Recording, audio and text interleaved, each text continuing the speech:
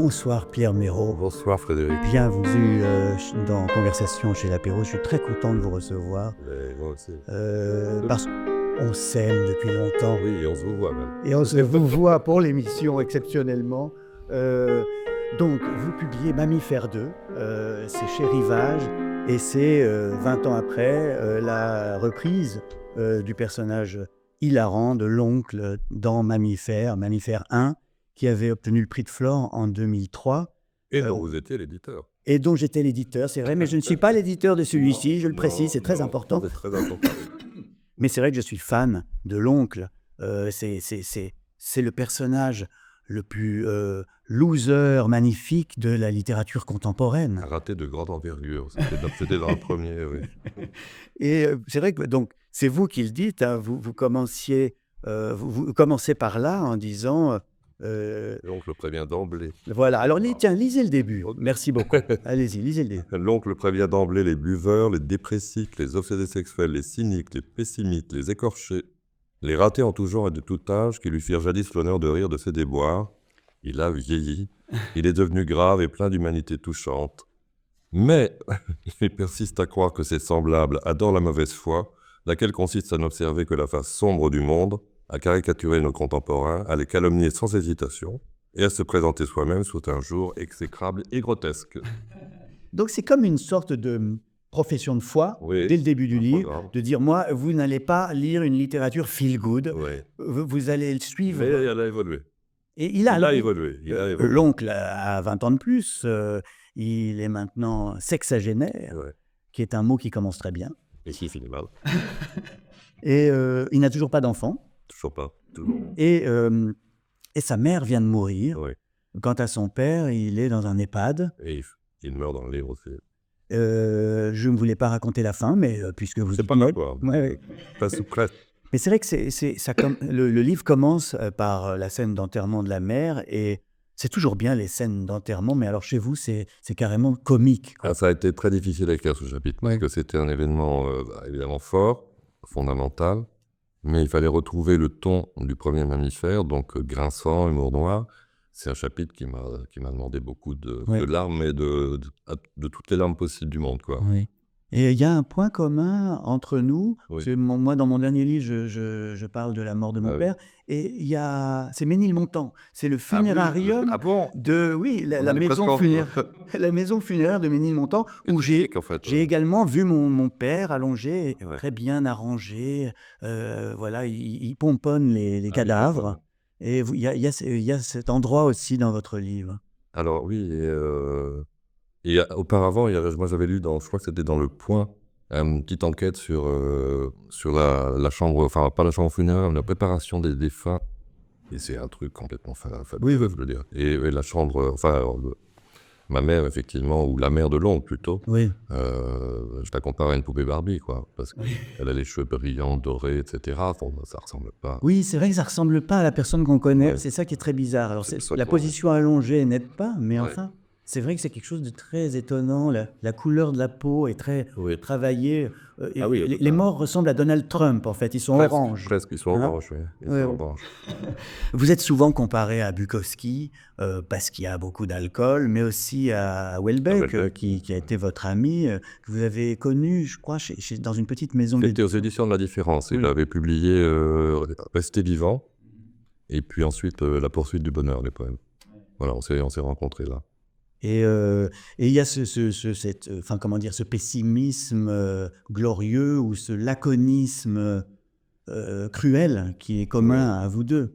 Et le côté pince sans rire aussi. Ouais, Enfin, ouais. il y a un peu de ça. Et vous avez pourtant été inspiré par un auteur qui est moins connu, qui s'appelle Jerzy Pilch. Ah, je Mais- savais que vous alliez me poser Mais cette bien question. sûr, parce que je suis un fanatique de ce livre qui s'appelle Sous l'aile d'un ange. Non, c'est devenu un rituel pour moi, je le cite à chaque fois. Oui, j'ai vu que vous en reparlez. Ouais. Qu'est-ce qui s'est passé quand vous avez lu ce livre? Alors, Jerzy Pilch, c'est un Polonais. Alors, j'étais Alcoolique. avec une Polonaise déjà, donc c'était Oui. déjà une première chose. Et puis c'était une jeune femme qui me l'avait recommandé. Je ne sais pas. Et je l'ai lu, et ça parle évidemment beaucoup d'alcool. Et le pauvre Jerzy Pilch, il est mort Oui. en fait, d'une maladie de Parkinson il n'y a pas si longtemps que ça. Oui. Et moi, ça m'avait beaucoup plu, ce livre. Je l'ai relu plusieurs fois. Alors, il y a toute une littérature d'alcool, hein, mais Oui. bon, Et en plus, ce qui est intéressant dans Soleil d'un ange, c'est qu'à un moment, je crois que c'est quasiment au milieu, il cite toute une série d'auteurs, de citations d'auteurs à propos de l'alcool. Il y en a un paquet. Hein. Ouais. Mais c'est vrai que vous avez ce style. Je ne sais pas si vous écrivez en état d'ivresse ou pas. Non, mais je bois beaucoup moins. Hein. Non, mais c'est pas un problème. Mais ça transforme l'écriture quand même. Oui, il y a une espèce l'ivresse. de libération Oui. quand on a pas mal de verrous, quand on porte pas mal de verrous soi-même, ça libère. Hein. Oui. Ça libère. Et une écriture aussi avec beaucoup de lyrisme, un peu. Oui, c'est ce qu'à un moment je dis. En fait, il y a assez peu d'alcool, c'est pour ça que je préviens les buveurs. Ils vont peut-être ils vont être déçus parce qu'il y en a beaucoup moins. Et puis il y a le chapitre justement, quand même, qui fait le point sur l'alcool, où je dis que l'alcool et le lyrisme ont un rapport, parce que l'alcool rend lyrique en principe. Oui. Il rend le corps lyrique. Et du coup, avec une phrase assez fluide, avec des adjectifs surprenants, c'est votre spécialité. Oui. C'est ce qui crée un même peu... hors alcool. Hein. Ah, oui.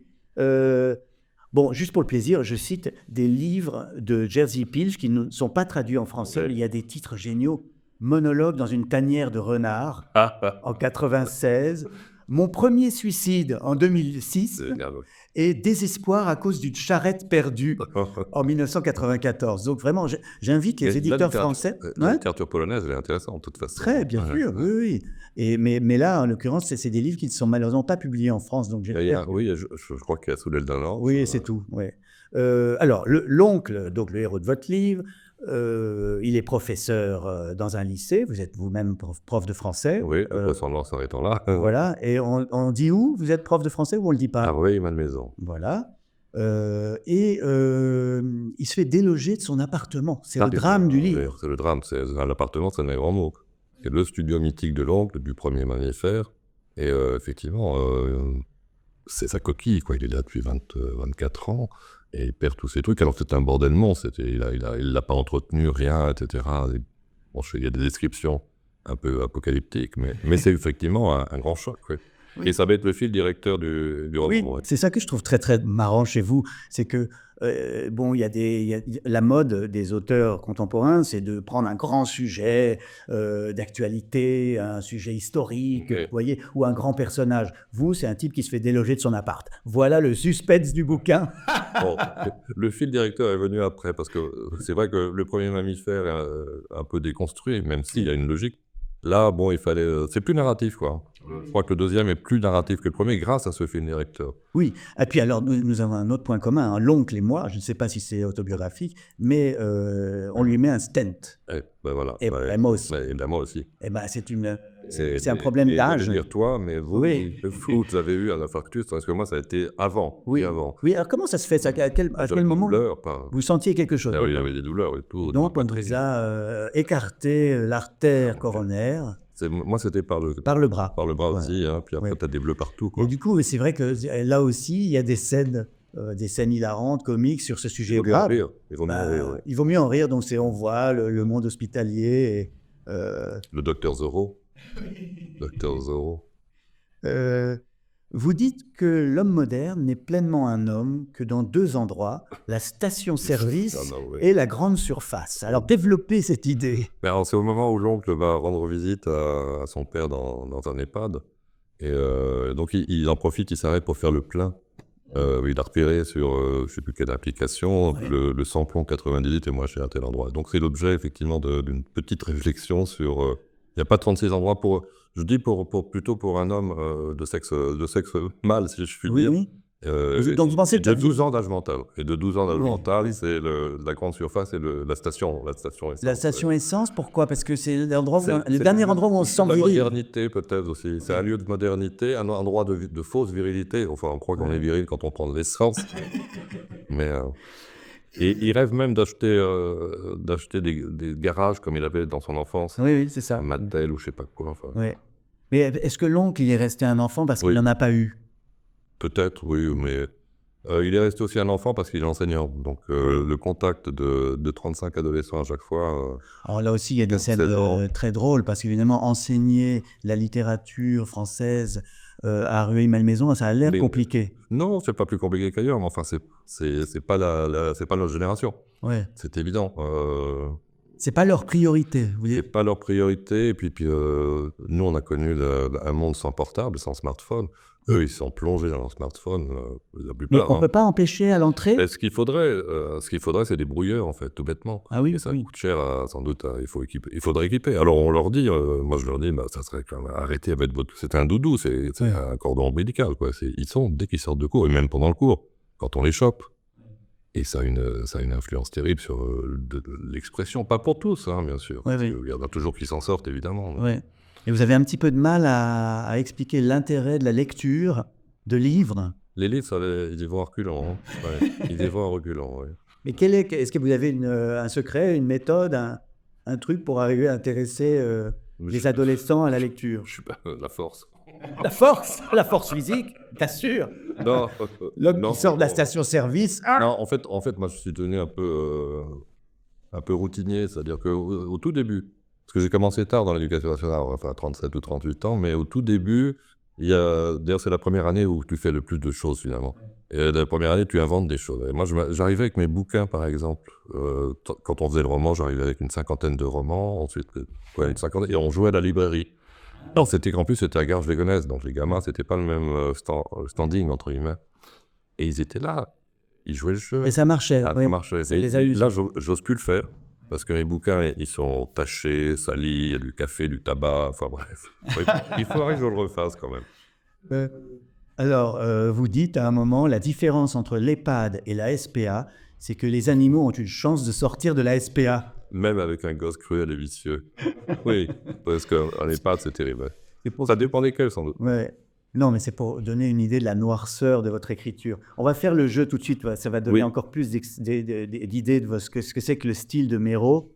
Devine tes citations. Donc, je vous lis des phrases de vous. Il faut deviner dans quel livre vous avez écrit cette phrase. Oh là là. Non, mais c'est fastoche. Seule devrait exister la littérature pour enfants. Le reste est souffrance et vanité. Mammifère 2, et à propos d'Enid Blyton. Oui, oui. Et pourquoi aimez-vous Enid Ça Blyton? rappelle l'enfance, et puis parce que j'avais sauvé ces livres quand on a vidé l'appartement de mes parents. Ouais. Des livres d'enfance. Euh, C'est autre- intéressant, par ailleurs. Oui, bien sûr. Et puis, je pense que c'est plus difficile d'écrire pour les enfants que pour les adultes. Ouais. Ouais. Deuxième phrase de vous. Chaque famille classique se doit d'avoir un raté. Une famille sans raté n'est pas vraiment une famille, car il lui manque un principe qui la conteste et lui donne sa légitimité. C'est le tout début de Mammifère, le premier. Alors, je signale d'ailleurs que le premier Mammifère ressort en poche, toujours chez Rivage. Il est chic, hein. Et il est très mignon, il est très beau, et c'est vraiment... moi, je l'ai relu pour l'émission, et il n'a pas pris une ride. Vraiment, c'est un texte qui est toujours aussi désopilant. Oui, donc vous pensez que chaque famille doit avoir un raté qui lui donne son sens Ça a été vraiment le point de départ, effectivement. C'est qu'à un moment, moi, j'avais 40 ans, quoi. C'était un moment crucial. J'avais vraiment l'impression de... J'avais publié quoi? 2 livres, 3, même pas. Ouais. Je me disais, voilà, je voyais mon frère aîné, par exemple, qui était, prof de fac, tous ces machins-là. Et puis je me disais, moi, qu'est-ce que j'ai fait? Je suis un petit prof de banlieue, j'ai des textes vaguement, etc. Et je me sentais en dessous de ce que je valais, quand même. Bon. Et puis, il y a eu le chômage aussi, il y a eu un retour chez mes parents, donc ça renforce le côté enfantin et le côté raté, finalement. Oui, c'est dur. Quand vous restez, un enfant, Et donc, Et c'est un raté de grande envergure. Ah oui, bien sûr.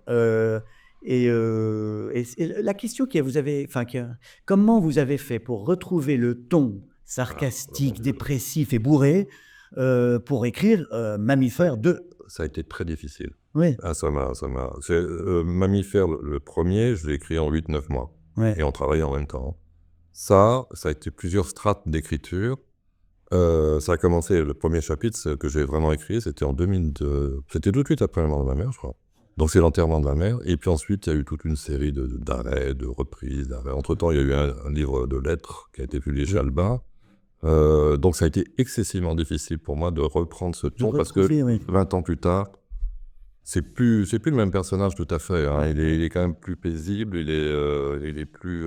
moins autodestructeur. Plus heureux, moins autodestructeur, parce qu'il est aussi, comme vous-même... Stantisé, oui. C'est quand même bon. Mais alors, troisième phrase de vous. aimer est exceptionnel, ne pas aimer est la règle. Accepter cette règle devrait donner un début de bonheur. Oui, c'était même le bandeau pour Mammifère premier. Oui, Mammifère 1, Mammifère. 2003. C'est ça votre recette pour être heureux? C'est-à-dire accepter la règle que ne Accepter pas aimer est la règle. Accepter la règle, ne pas aimer la règle, oui.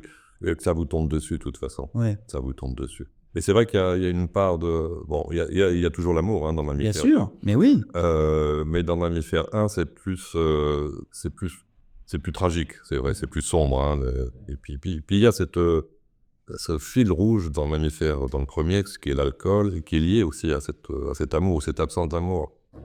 Mammifère 2, c'est beaucoup plus paisible, à part le personnage de Sandy, qui reprend le personnage des lettres, qui j'espère est drôle. Oui, très. Un peu caustique, hein, c'est moins qu'on puisse dire. Et il y a de l'amour, et puis il y a le chapitre sur Tinder aussi. Alors ça, c'est celui que je préfère, moi. Mais oui, mais alors Alors, il faut pas faire vite. L'oncle, il a 60 ans et tout d'un coup, il s'inscrit sur Tinder. Oui, alors là, franchement, c'est vrai. C'est vrai, vous avez testé. Voilà, c'était un test. J'ai une amie, une ancienne collègue qui m'a dit tu devrais aller voir sur Tinder, ça va t'inspirer. Et parce qu'elle m'a raconté ses histoires sur Tinder, elle en rajoutait dans le comique aussi, mais... Ouais. Et je suis allé voir du coup, et c'est quasiment une enquête, mais à la façon oncle, à la façon Mammifère. Oui. Oui, mais est-ce que le vrai sujet de Mammifère 1 et 2, c'est pas le mâle blanc de plus de 50 ans, quoi? C'est-à-dire... Dans Mammifère 1... Oui, il a été plus jeune, ouais, d'accord. Le vieux mâle blanc. Quoi. Le vieux mâle blanc, oui, d'une certaine manière. Je pense qu'il va y avoir des réactions à propos de Mammifère 2, du personnage qui a... Le livre a été relu. Hein. Mais non, mais il y a eu des sensibilités. N'ayez pas peur de ma question. Sensitivity readers, je ne sais pas comment prendre. Je ne vous dis pas. Donc je pense qu'il y aura oui, on va encore me traiter de dinosaures. De dinosaures, d'antiféministes, j'en sais rien, des choses comme ça. Mais c'est même pas ça, c'est simplement vous décrivez déclin, la condition voilà, des hommes d'aujourd'hui. Bon. Autre phrase de vous. Je ne supporte plus les mous. Les mous attirent les cons. Les coups. Ah pardon, les coups, pardon. Oui, j'ai voulu améliorer. C'est dans Toute la noirceur du monde. Les mous attirent les coups, pardon. Toute la noirceur du monde en 2013. Oh là là, quelle histoire. Pour ça, c'était un livre donc c'était l'histoire d'un prof qui bascule dans l'extrême droite. Ouais. Aujourd'hui, d'ailleurs, c'est même assez banal, mais ça a été un scandale à l'époque, en 2013. Ouais. Le livre a été refusé par Gallimard, Grasser, Stock. Non, il a été accepté d'abord. Il a été accepté d'abord par Gallimard. Et puis, il y a eu l'affaire Richard Millet, pauvre Richard Millet qui s'est fait taper dessus. Bon. Du coup, moi, j'étais une victime collatérale parce que ça devait être mon éditeur. Oui. Et le contrat a été signé, donc ça a été annulé. Ensuite, Jean-Marc Roberts a adoré, chez Stock, il a adoré, mais... il est mort. Il est mort, Manuel Carcassonne a pris le relais, et il a, pareil, annulé le contrat, etc. Donc, ça a fait du buzz tout autour de ce livre, et finalement, ça a été publié chez Flammarion. Oui. Bon, tout ça pour un livre qui est... voilà, c'est un livre, c'est un roman, c'est pas vous, c'est un personnage. Il a fallu quand même que je fasse une préface, on en est là. Hein. Enfin, même pas une préface, un avertissement au lecteur pour rappeler que c'est une fiction. C'est une fiction. L'auteur n'est pas le spectateur en plus. Est-ce que c'est un titre d'extrême droite? Je ne sais même pas d'ailleurs. Enfin, ça démarre, si j'ai bonne mémoire, avec une histoire qui est arrivée à un de mes collègues justement de l'époque, dont je m'étais inspiré. Mais voilà, c'est une espèce de fou, enfin pas de fou, solitaire. Et monologue très, très agressif, pourquoi pas dans la littérature. Bon, une autre phrase de vous. Depuis qu'il est amoureux de Sandy, on peut considérer que l'oncle est en vigilance orange. Ah, ça c'est Mammifère 2. Mammifère 2. La maman, il passe en vigilance rouge. Et ça, c'est amusant. Donc, on se dit, l'oncle, c'est un homme seul, c'est un hédoniste, d'accord, mais enfin, pourquoi est-ce qu'il est si jaloux? Oui, ça, c'est le côté passionnel. Mais il explique qu'en fait, qu'avec une personne sûre, entre guillemets, dont on pense qu'elle est fidèle, etc., il n'y a pas de jalousie qui naît, bien sûr. Mais dès que vous avez c'est peut-être une addiction, c'est la jalousie, d'une certaine manière. Moi, ça m'est arrivé, j'avais 26 ans, j'étais amoureux fou d'une fille de 20 ans. Et puis à un moment, il faut dire qu'elle m'avait dit tu es ma relation principale, Mais j'aurais peut-être, enfin pas peut-être, elle avait 20 ans, hein, mais à côté d'autres. Alors là, j'ai blémi et je me suis mis à lire son journal. Alors il n'y avait pas les portables, tous ces machins-là. Hein. Ouais. Oui, oui, oui, c'est vrai que C'est peut-être. Bon, c'est la possessivité. oui, bien sûr. Mais enfin, en même temps, c'est une phrase un peu sadique. T'es mon mec principal. Oui, enfin, je rapporte ça comme ça, je sais plus ce que m'avait dit exactement, enfin, c'est ce que j'avais retenu en tout cas. Une autre phrase, et vous devinez dans quel livre vous avez écrit ceci. Le lycée Stéphanie de Monaco est ce qu'il est convenu d'appeler une réussite architecturale. C'est dans Mammifère Ouais, 2. Mammifère 2. Ça, cette phrase, je la trouve grandiose. Ouais. De même, une autre. Président de la République est l'un des métiers les plus cons du monde. C'est aussi dans Mammifère Ouais. 2. Et développer cette bonne idée. La deuxième ou la première? Oui, la deuxième. La deuxième. Pourquoi président de la République, c'est le métier le plus con du monde. Je dis le plus con, mais c'est un des plus cons en fait. Qu'on me pardonne, entre guillemets, mais c'est tous les métiers dans lesquels les gens veulent absolument diriger les autres, voire les écraser, voire les tuer. Les métiers de pouvoir. Et ça, c'est à tous les niveaux. Alors, évidemment, on prend président de la République parce que c'est l'archétype le suprême, entre guillemets, en France. Mais je dirais que proviseur, c'est un métier très con aussi, hein, par exemple. Vous allez. Je dis ça, on demande pardon à tous les proviseurs. Vous allez proviseurs qui m'écoutent, mais de vouloir voilà, organiser, diriger, écraser. En fait, le pire, évidemment, c'est à un moment, ça va être exterminé aussi. Hein. Ouais. Je cite une phrase de Suéran. Non, pas Suéran, il n'y a pas que lui qui a dit ça. Il dit, en fait, que finalement, la société, c'est un enfer de sauveurs. Parce que même si ça part de bonnes intentions, Oui. il y a eu quand même des présidents de la République, je sais pas, De Gaulle, bon. Et lui, c'était pas ça, effectivement. Mais cette idée que, voilà, on veut absolument sauver les gens contre eux-mêmes. Et donc, ça devient un enfer. Quoi. Oui, bien sûr. C'est l'origine du totalitarisme, c'est ça. C'est vouloir le bien des gens malgré eux. Ouais. Oui. Ou par la force, quoi. Question au prof de français.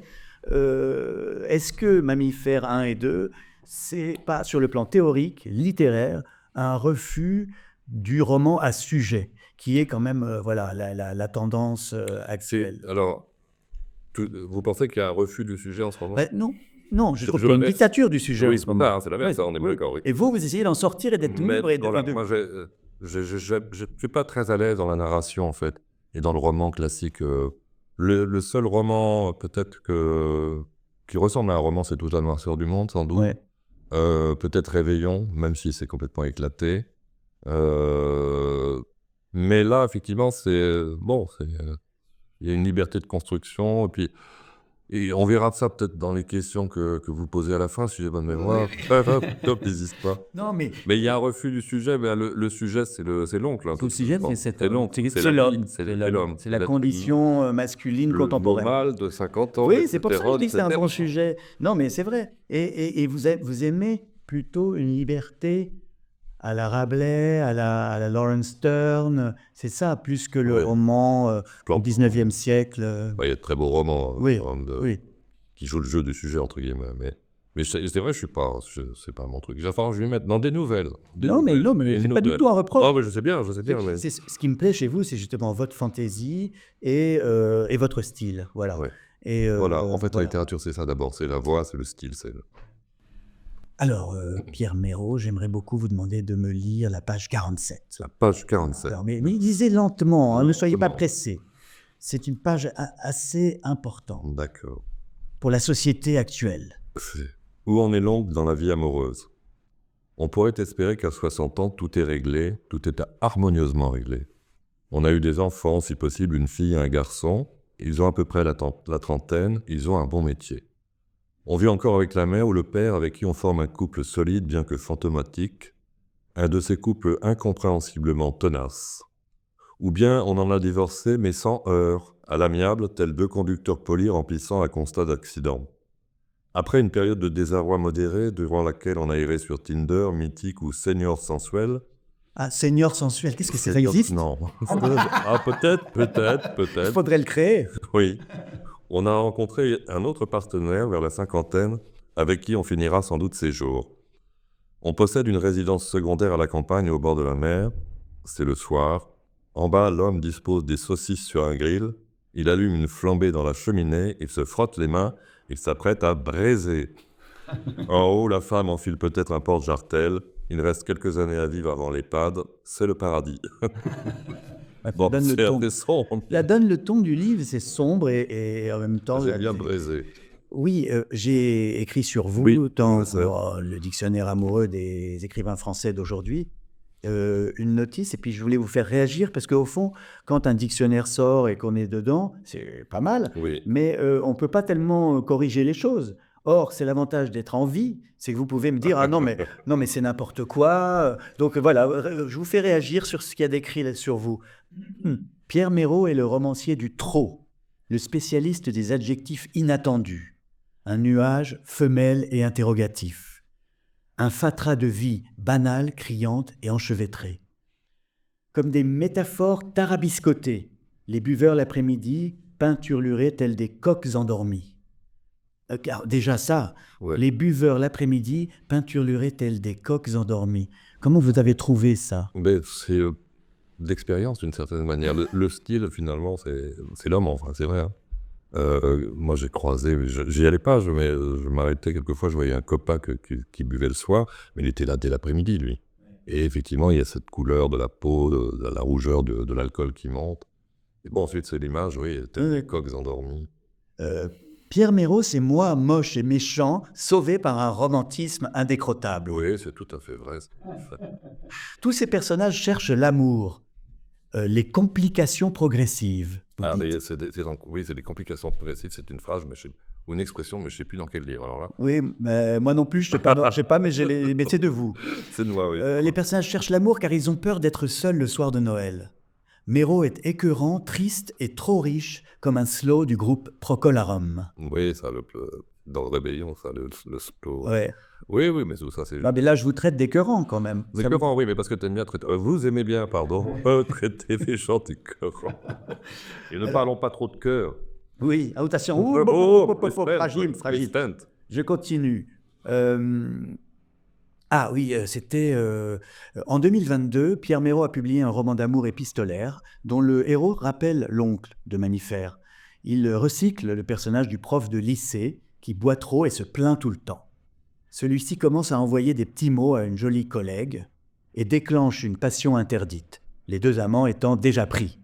Le titre indique d'emblée que l'histoire finira mal, tout comme l'exergue tiré des Lettres à Fanny Brown de John Keats, 1819. Je cite cette phrase que vous aimez beaucoup. « Je ne vous pardonne pas d'avoir joué avec mon cœur comme avec un ballon. » Oui.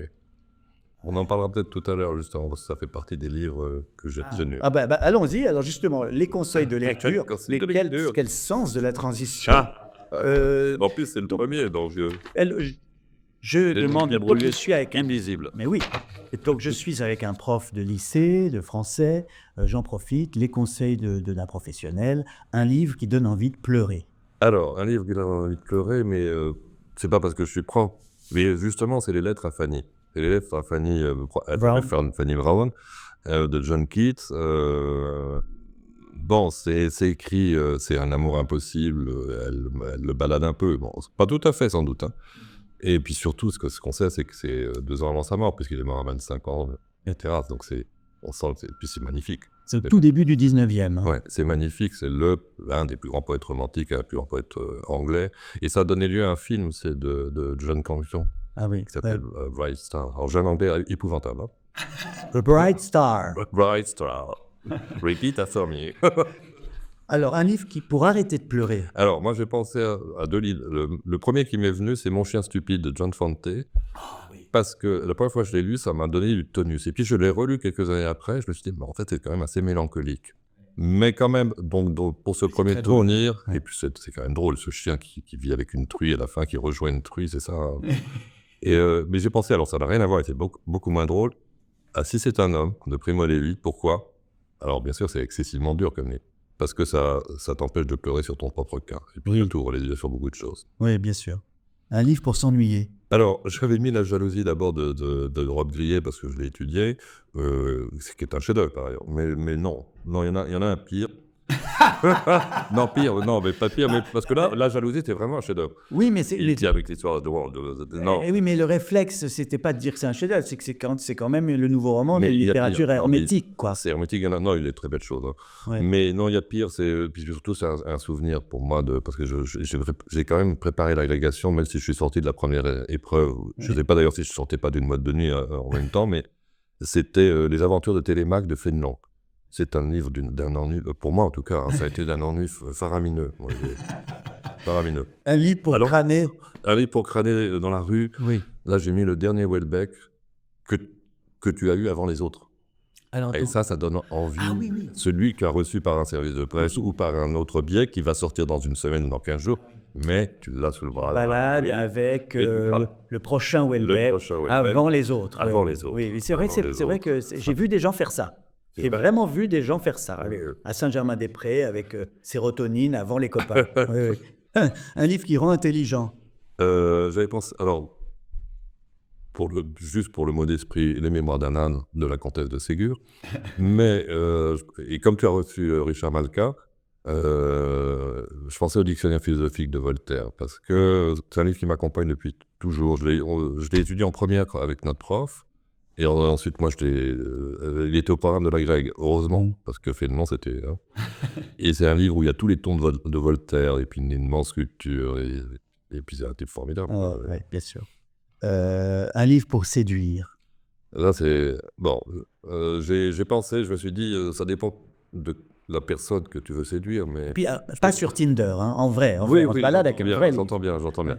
Alors, moi, je me suis mis, je fais un peu prétentieux, mais ça dépend qui tu veux séduire. J'ai mis Mrs. Dalloway de Virginia Woolf. Oui, c'est un roman magnifique. Oui. Et, oui, Virginia Woolf, c'est tendance. C'est tendance, c'est une femme, donc tu peux peut-être attirer même des féministes. Oui, oui, oui. Mais sinon, tu peux peut-être draguer avec Sade, hein, sous le bras. Alors là, ça envoie un autre signal. Un autre signal, mais oui. ça dépend. Voilà, oui, ça dépend. Un livre que je regrette d'avoir lu. Alors là, c'est plutôt ma compagne qui m'a... Parce que moi, bon, je regrette finalement pas d'avoir lu un livre. Je le laisse tomber, point final. Et elle m'a dit, tu devrais, et elle a raison, parce que c'est un auteur admirable, magnifique. C'est Bagatelle pour un massacre, de Céline. Moi, j'en ai lu des extraits, et tu enlèves le sujet de sa haine. Ouais. Antisémite. C'est absolument génial. Tu rêves d'avoir écrit ça contre un ennemi, un critique littéraire, par exemple, sous-enculé de je sais pas trop quoi, des machins comme ça. Mais le problème, c'est là que c'est malheureux. Et c'est un génie. Dans Bagatelle, il y a des pages sur la publicité très critiques sur le monde de la pub qui sont parmi les premières jamais écrites sur ce sujet. Ce type est un génie. Et c'est épouvantable, évidemment, bon, bien sûr. Ici, un livre que je fais semblant d'avoir fini. Bon, le Proust, hein. La recherche. Ah, ça alors, un prof de français qui n'a pas fini Proust. Moi, je l'ai lu quand... Oui, mais en revanche, je l'ai lu tôt. Je l'ai lu quand j'avais 18, 20 ans. Et puis à un moment, je me suis arrêté. Mais arrêté loin, quand même. Et puis, je n'ai pas repris. Mais à chaque fois, je relis un extrait. Oui, mais c'est vrai qu'il y a un âge pour lire Proust, et je pense qu'à 18 ans, c'est mort. C'est pour ça que là, on lit pas mal. Oui, on lit pas mal de choses. Je pense qu'il faut le reprendre passé la cinquantaine, c'est vrai. Je pense, oui. Le livre que j'aurais aimé écrire. Alors ça, c'était la question la plus facile, parce qu'il y en a tellement qui sont magnifiques. Mais j'ai un petit, je ne sais pas pourquoi, un coup de cœur pour le château de Kafka. J'aimerais bien avoir écrit le château de Kafka. C'est un livre aussi. Je l'ai lu quand j'étais 18 ans, j'avais 42 fièvres, j'étais sur mon lit, chez mes parents, je sais pas quoi. Ouais. C'était peut-être aussi parce que c'était un roman inachevé. Mais aussi, j'en ai pas parlé, mais Pierre Méraud, il ne faut pas oublier de parler de Petit Camp, publié en 2002. Aux éditions de La Différence, qui était un cauchemar. Ça a été republié chez Flammarion, vous étiez encore plus petit que La Différence. Ah oui, d'accord. Et c'est un genre de... comme une dystopie étrange. Plus sur fragments. Voilà, 190 fragments. En fait. Mais bizarre, oui, très bizarre. C'était un livre très bizarre sur une sorte de comment on peut dire, de cauchemar. De cauchemar, une communauté bizarre, de garagistes. Ça s'appelle des garagistes. Mais... Oui. Charles Fourier, mélangé au Marquis de Sade. Exactement, oui. Avec une très belle préface de Dominique Noguez, qui a disparu. Et d'ailleurs, j'ai dédié Le Mammifère 2. Oui. Et c'est vrai qu'il y a un point commun avec Kafka, là. Vous avez tenté d'être Kafka Olivier, avant d'être Charnodowski. j'étais expert. Olivier Rubinstein, l'ancien patron de Noël, et il m'avait dit ah oui, ça j'aime, ça fait penser à la métamorphose de Kafka. Voilà. Tu vois. Voilà. Quel est le pire livre que vous ayez jamais lu? Alors là, je vais m'en sortir par une pirouette, parce que c'est pas une question simple, puis j'ai pas envie de dire du mal de gens, tu vois. Bon, on peut critiquer un mort. Attention, il y a les descendants. Non, mais je pensais alors, parce que c'est un génie et c'est un chef-d'œuvre, mais c'est un livre tellement éprouvant, c'est American Psycho, ton livre préféré. Oui. Votre livre Oui, préféré. c'est un de mes livres préférés. Ouais. Mais en même temps, c'est... Il est limite illisible. Hein. Ah, c'est insoutenable. Oui, il est insoutenable. En même temps, il y a quand même beaucoup, c'est quand même vraiment du Guignol, il y a de l'humour. Il y a un humour. Beaucoup. Il y a un humour énorme. Moi, je me souviens de la première scène, une scène où il est dans le pressing, où il a donné ses draps à laver chez les Chinois, plein de sang, des draps couverts de sang. Et personne ne réagit. Mais bon, voilà, je m'en sortirai une pirouette, mais c'est un grand livre. C'est vrai. C'est un grand livre. Et enfin, Pierre Méraud, le livre que vous lisez en ce moment. Alors, j'aurais bien aimé lire le tien, déjà. Hein. Mais c'est pas ça, c'est que dans ma librairie, il est commandé. Non, c'est L'Art de la Joie. L'Art de la Joie, tu sais, vous savez, oh là, excusez-moi. Oui. De Goliarda Sapienza. Alors, c'est un gros pavé, je suis pas sûr de le finir. Mais c'est un livre intéressant. Hein, on en a beaucoup parlé. Moi, j'ai vu ça sur Arte. C'est intéressant. Je suis pas sûr de le finir. Mais il y a beaucoup de livres que je finis pas. Je lis à droite, à gauche, je grappille. Bien sûr, mais c'est la meilleure manière de lire. Il ne faut pas jamais se forcer. Oui. Merci infiniment. Merci Frédéric. Monsieur Becbédé m'a reçu. Monsieur Méraud, vous en êtes un autre. Et on est pas mal. Cher ami Stent. Et c'était donc conversation. Un nom de personnage, Stent. Oui, c'est un bon nom de personnage. Johnny Stent. Ou un titre. Frank Stent. Voilà. Cette émission vous était présentée en partenariat avec le Figaro Magazine, le magazine des Haribo, les Aristo-Bohèmes. Je rappelle donc qu'il faut de toute urgence se procurer Mammifère 2 de Pierre Méraud aux éditions Rivage. Et on peut aussi lire le tome 1, Mammifère, chez Rivage Poche. Mais on n'est pas obligé. C'est une suite, mais sans vraiment, indépendante du premier. Merci à toute l'équipe du Figaro Télé. Merci à Chloé Becbédé, notre directrice artistique, community manager. Et enfin, n'oubliez pas, lisez des livres, sinon vous mourrez idiot.